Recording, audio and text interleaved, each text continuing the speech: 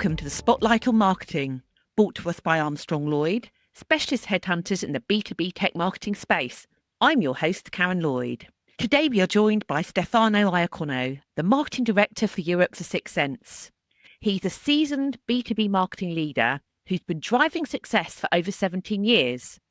When he's not driving market expansion and high-performing teams, Stefano is busy launching the Market Makers community. He brings the perfect blend of insight and innovation to everything he does. I'm so excited to dive in and learn. Welcome, Stefano. Hi, Karen. Thank you for having me. No, you're very welcome indeed. So I'd love to dive in and find out, as you've been in the business for 17 years, you must have been on a rather learning journey in that period. So tell us, what has been your biggest aha moment as a marketing leader? Yeah, I mean, there's a few, obviously, right? You go through life, and actually, some of the lessons I've learned as a marketing leader, I think, are just life lessons in terms of making sure you're focusing on the right things. Specifically in marketing, I think the most important thing that often gets overlooked, and especially when I was more junior, maybe leading my first teams or my first marketing leadership roles, was actually not appreciating necessarily the importance of a TAM or an ICP, essentially your market, your total addressable market, your ideal customer profile. And actually, there's a few things in that. One is obviously that underpins everything we do. So the success of your marketing efforts, the success of your sales efforts, your customer efforts are all underpinned by who you're trying to sell or make business with. But ultimately, sometimes these get created and shelved and you never look at them again. Other times they fluctuate, and I've been in both, where they fluctuated week to week. We've had a flavor of the month, and then others where we had it and then we left it for like 5 years and we never addressed it again. And both times it didn't work. And you kind of then, are left in this world of not really understanding why something's not working. And actually, it could be literally that sort of first crucial layer of not having a market. And honestly, I know you asked for one, but the other sort of big thing is really getting completely lost in how to measure. And measurement and attribution is huge, right? And it's always the bane of a marketer's existence, I think. But sometimes if you get too caught up in it and you get too caught up in trying to figure out exactly what did what and how, and I think the main thing is to realize why we measure and how we measure. And often I think measurement is about basically behaviors, right? You're trying to ensure teams behave in certain ways and you're trying to drive certain things. But I feel like sometimes we get caught up often measuring the wrong thing or measuring things too closely. I could talk about that all day, but those are the two big ones, I think. And we're going to talk about that a bit more later, I think. But shall I tell you what you just said? I've looked at my action plan for the year of the things that I've got to do in my business. And I tell you what, you've just nailed it with your first aha moment, because that who am I addressing, who are we targeting? You do it and then you just assume that you've got that right audience, don't you? You can carry on and on and on. And then you come back and go, actually, maybe we're not hitting the right people, the right market for what we need right now for our business. And I that's very dear to my heart because it's on my list. So thank you for mentioning that. And I think it's one of those given things that people just assume everybody's doing, and it's like marketing 101, but so many people aren't doing it. And sometimes it's the simple things that you need to go back and address. So yeah, that's a really brilliant observation. And we are going to talk a bit more about metrics, I think, because I know it's one of your passion subjects. Obviously, you're leading now. You've been at the forefront of ABM implementation in Europe. What would you say the most common misconceptions are about ABM that you encounter as you work for software that obviously focuses on ABM? Yeah, I mean, I keep giving you two answers, but there are two answers here. So one is really more about kind of internal and one is more external. So if you think about internal dynamics within an organization, what I've seen in the past is that ABM has been, hey, we're going to do ABM. And it's what their people are really saying is we need pipeline and we need it fast. And actually, I think that can be a misconception, is that there isn't one definition for ABM. ABM is it's basically good marketing, right? So making sure that if you're talking about ABM with different people even within your own marketing team or your own organization, that you're on the same page as to what it means. Because ultimately, and this comes on to the other point, externally, within our customers, within people who are trying to buy, we've just done some research. And the majority of people spend most of their time researching a purchase anonymously. And actually, it's therefore quite a long game. And you might not realize that your accounts or the people who you're trying to sell to are ready or are not ready to make a purchase. So that's basically a strategy of how do I understand who is in their research mode and who is in buying mode. But crucially, the thing to note is you kind of win the deal when they're in research mode. Our research showed, and let me just clarify this stat, 81% of buyers. Our research showed that 81% of buyers have a decision made before they actually speak to a seller. So it's really important when you're doing ABM or any other type of marketing, not just to focus on that sort of end state of someone's ready to buy, how do we convert them, but also how do I build a relationship and how do I build a brand within our target accounts. That's really interesting. And when you say anonymously, how would someone go about doing it anonymously? Well, I think let's play something out, right? So, yourself, anyone listening, let's assume you've been given a mandate to make a purchase of, I don't know, let's say CRM. Everyone needs a CRM, right? You're not going to just go talk to a salesperson straight away, right? There's probably going to be a few of you on the team. Each of you is going to go away, do some research. You might read up online, you might watch some videos, you might go look at some review websites, you might engage with the social profiles, you might read some blog posts. Like all of these are all signals that you're intending to make a purchase, but they're not necessarily signals that you will share with the vendors, right? You're not necessarily going to go straight to Salesforce's website, download an ebook, give them your contact details on day one, because you might not even know what your problem is. You might not even know what the solution you're looking for is. So I think it's that phase where you're in, what's my problem? How do I fix it? And who can help me fix it? All of the research you're doing, even stuff that's like conversational with other peers, right? That's all kind of anonymous behavior that we need to sort of acknowledge. Yeah, and it's incredibly true for me because I really hate demos. I hate sitting through a demo or having someone show something to me. I like to go there and feel a bit more empowered. So invariably, when I buy software, I will have asked several other people. I'll have got someone else to show me the software, and the time I get on with the rep, I'm already ready to buy. And I have to almost be underplaying that. Oh, I don't want you to think I'm too ready, but so I get a good price. But often that's how I am. Yeah. It's crazy. The other stat from this study was 84% of people buy from the first vendor they speak to. Yeah. And that's just what you said, Karen, right? You probably, as you're researching, you have maybe 10 companies you want to buy from in mind. You might whittle that down to 2, 3, 4, 5. So you have a short list. And what are you going to do when you're ready to talk to somebody? You're probably going to start from the top of your list and work your way down. So you probably will, if you're being conscientious, especially if you're making a big purchase, speak to at least 2 or more. And actually, on average, it was around 4.6 vendors that our customer spoke to. But 2 through 5 are basically cannon fodder, unfortunately. Yeah. So, yeah.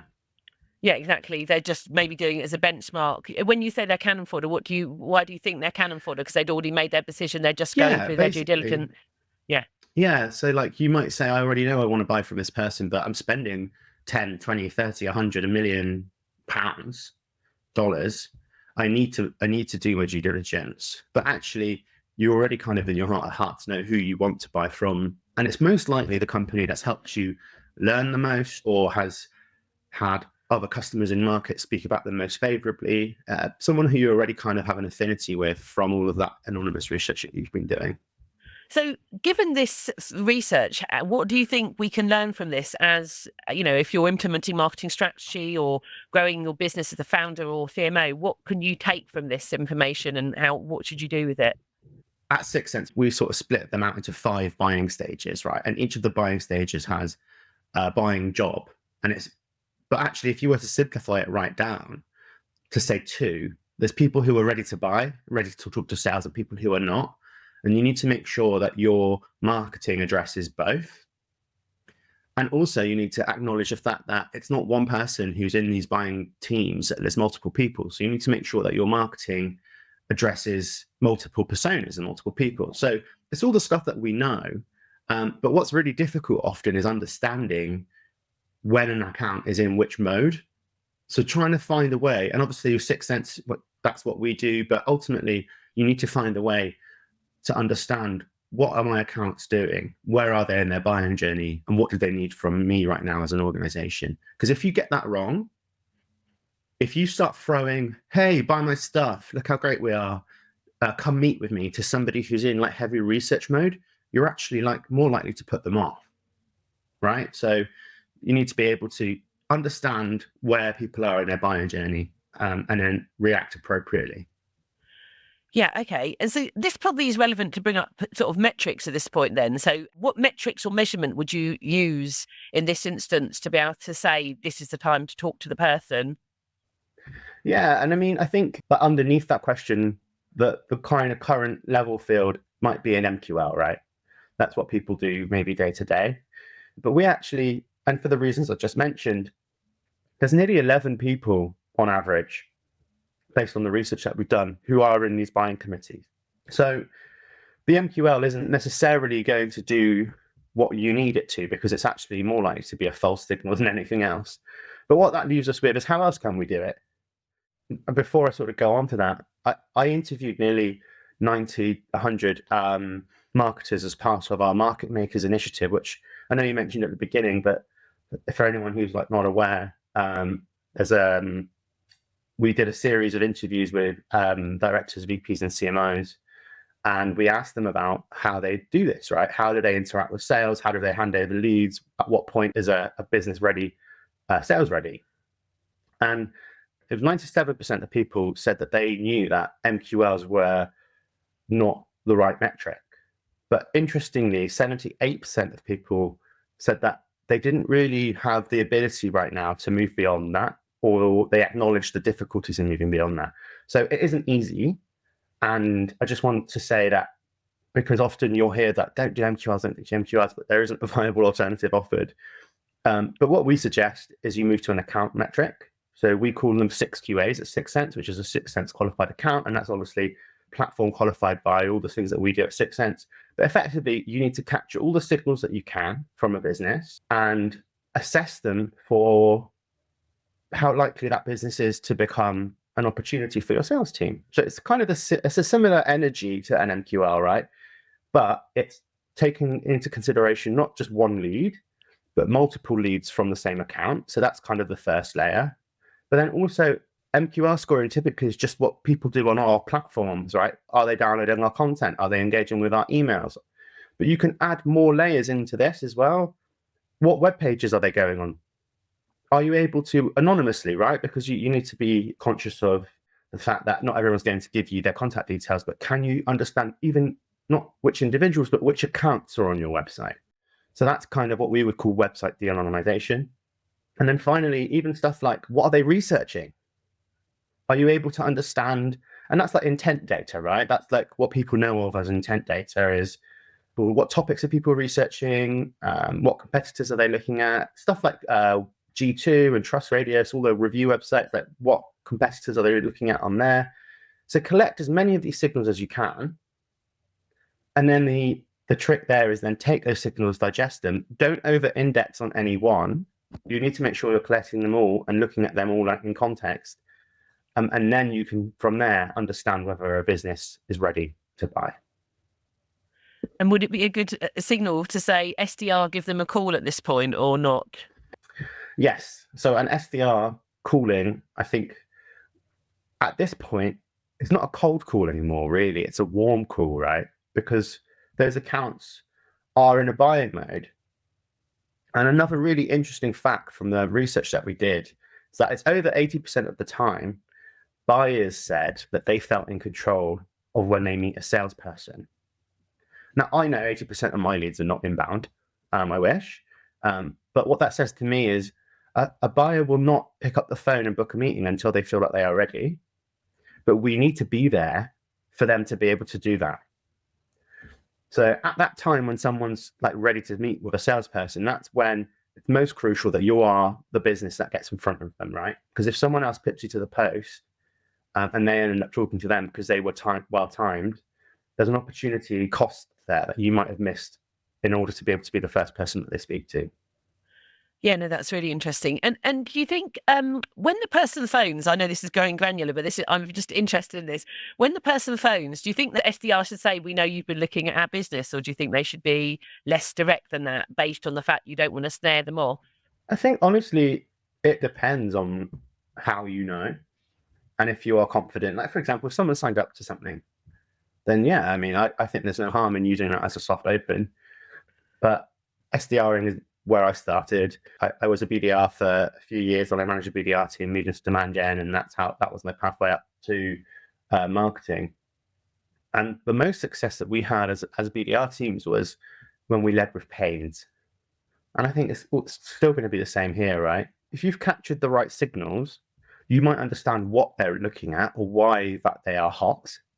That's something that Sixth Sense does, for example. We will tell our sales team, hey, this is a hot account and here is why. You can kind of from that decipher what might be the right avenue to go down. So you might, it allows you to be a little bit more focused in your phone call because you've only got like 30 seconds to a minute to impress. So you want to make sure you're hitting the relevant notes. So yeah, I think my answer there is, of all the signals that you've captured, look at them and make sure that you're using that to personalize your phone call, basically. Yeah. Okay, it's having the reason for calling very clear, very quickly is the main thing. But yeah, no, that's I think people are going to find that it's again, it feels like it's basic, but it's a really insight. These are things that people do. They do struggle with on a day-to-day basis. So no, that's really interesting indeed. So obviously we talked about the implementation. You've been at the forefront of ABM implementation in Europe, but obviously you work with American business. And I just wondered how, you can share your perception on how different the American and the UK markets approach ABM, and what maybe the challenges there have been going from a US business and bringing it into Europe. So ABM specifically, when I was cutting my teeth on ABM, I did a couple of courses on it at the start of my marketing career. And really the focus there was on what we would call one-to-one ABM or one-to-few ABM. And it was really about having really deep understandings of large accounts, combing through their financial statements with a fine comb, picking apart their hiring, literally going like being a detective, basically, to understand the pains, and then building out really robust account plans. And it was heavy lift, right? But high reward, and really kind of reserved for those high value accounts that could warrant such a spend of time and energy because you need the reward, right? And also, therefore, might be a little bit higher risk because if you don't get any, you spend a lot of time. And so, but ultimately, that is, I think, good old fashioned ABM is one-to-one, one-to-few.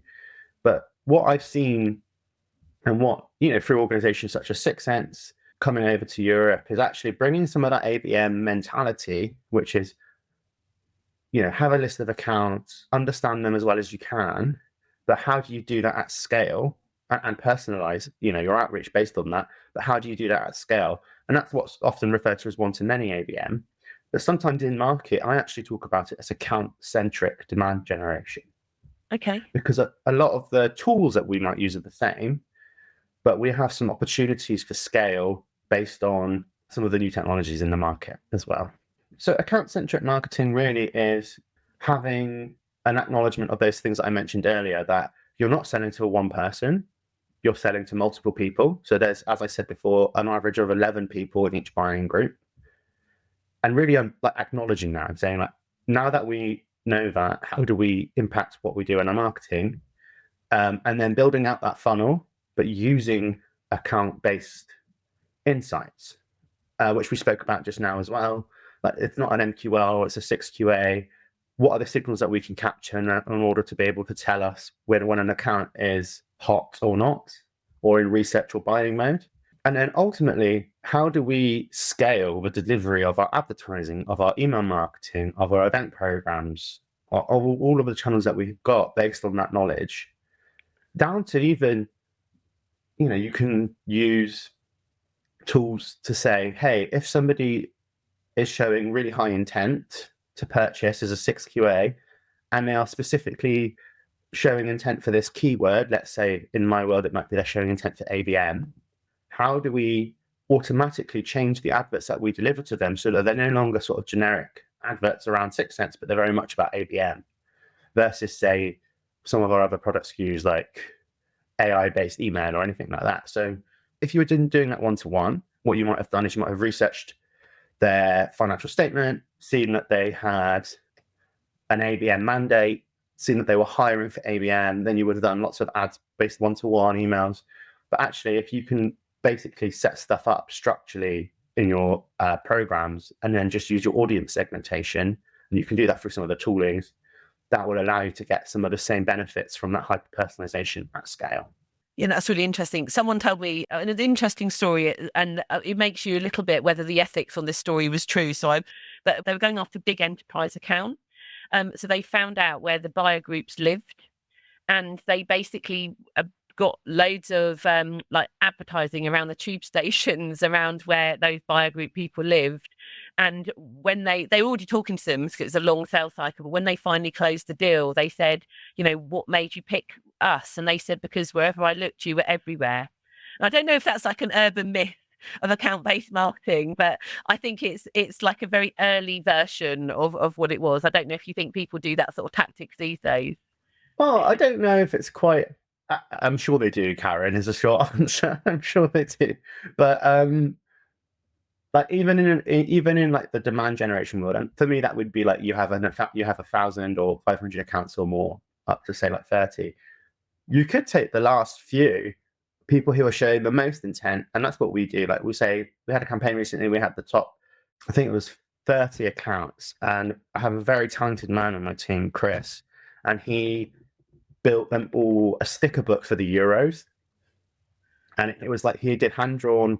He had an illustrator hand draw their marketing and their sales team and the CEO and the CRO, and then sent them these sticker packs to multiple personas at the business.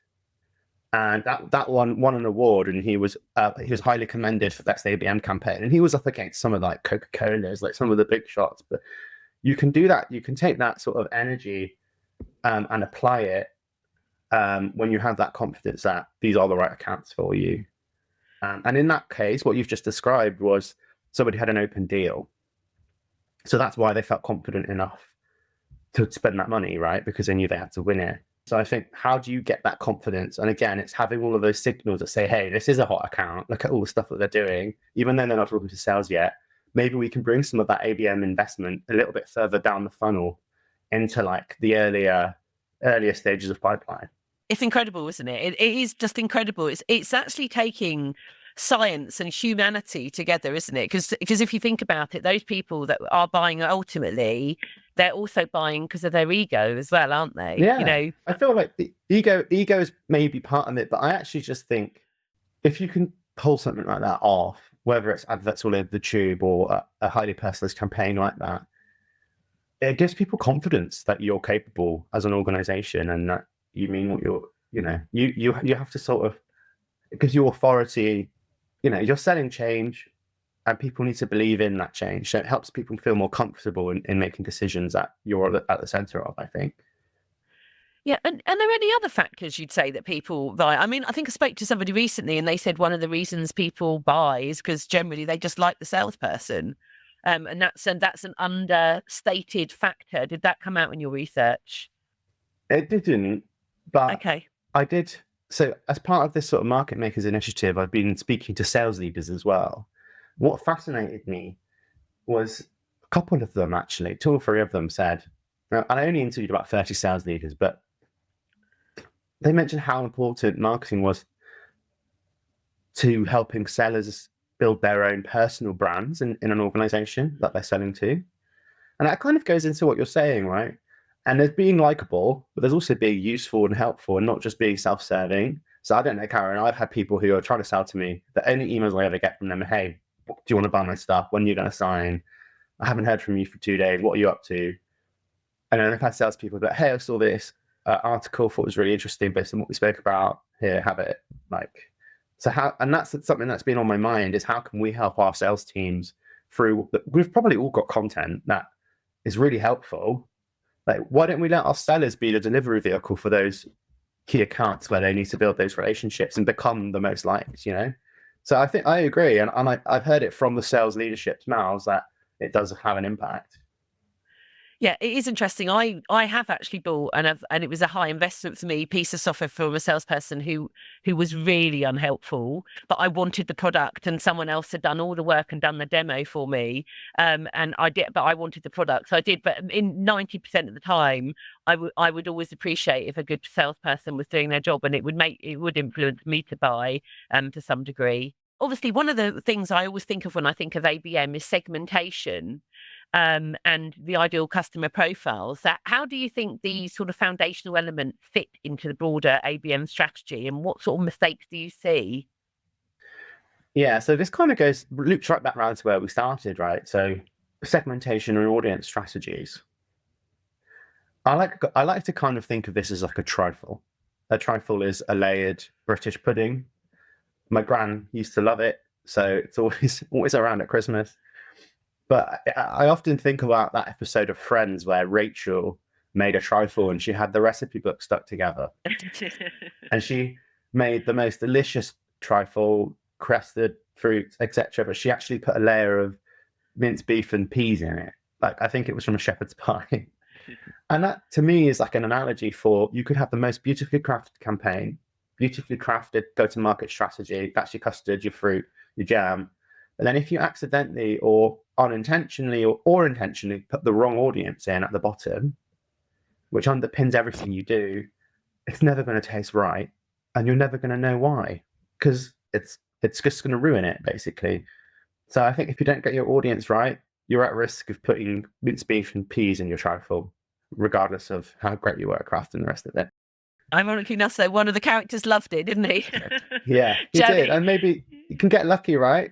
Yeah. But no one else did, only just the one person. So, it's a big gamble. I love that analogy. It's really great fun. Well, look, we're nearly getting towards the end of their time. Is there anything else that I haven't asked you today that you'd like to cover? I think we've spoken a lot today about a few different things, and there are multiple ways in which people can build an engine to help them understand their audiences, where their audiences are in their buying journey, and how to send personalized, scaled campaigns to meet them where they are. If anyone's interested in how you can do that with technology, that's 6 Sense Revenue AI. We're all about creating pipeline and revenue. So please do reach out. You can find me on LinkedIn and be more than happy to share more details on that. And then the other thing just to highlight as well, Karen, is we're about to launch a market makers community. So that research that I was mentioning earlier, the one-to-one interviews I did with the marketing and sales leaders, we're actually going to bring everyone that we've interviewed together, and we're going to start running monthly or bi-monthly sessions with guest speakers. The first sort of season is going to be focused on AI and how we can use AI to upskill our marketing game. And if anyone would like to join that, please do let me know. It's going to be focused for B2B marketing directors, and it's kind of going to have a more of a demand generation slant. Oh, it sounds absolutely interesting. Really, really great. I'm sure that you're going to have a big uptake on that, I can imagine. So, yeah, please do reach out. We'll make sure we put the details for your contact in the show notes as well, so everybody can access it easily as well. So thank you. Well, that's brilliant. So thank you so much. Honestly, I can truly say this genuinely. I have learnt so much myself. It's been almost like a bit of a therapy session for my own marketing today. So thank you for that.